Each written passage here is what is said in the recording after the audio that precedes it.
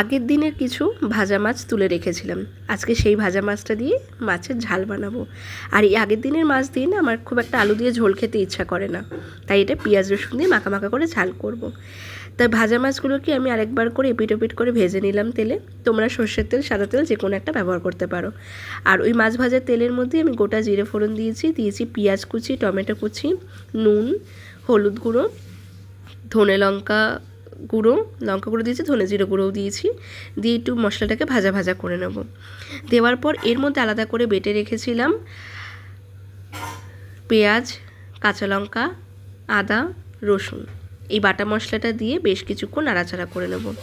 মশলাটা বেশ কিছুক্ষণ কষানো হয়ে গেলে এরকম একটা তেল ছাড়বে, তার মধ্যে পরিমাণ মতো আমি জল দিয়ে দেব। খুব বেশি জল দেব না, একটু মশলাটা ফুটে এলে নামানোর মশলাটা ফুটে আসার পরে আমি এর মধ্যে মাছটা দিয়ে দেবো। মাছটা দিয়ে মিনিট 5 মতো ফোটাবো।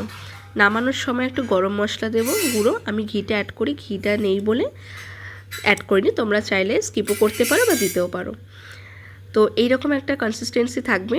এরপর আমি এটা বলে মাছগুলোকে তুলে নেব।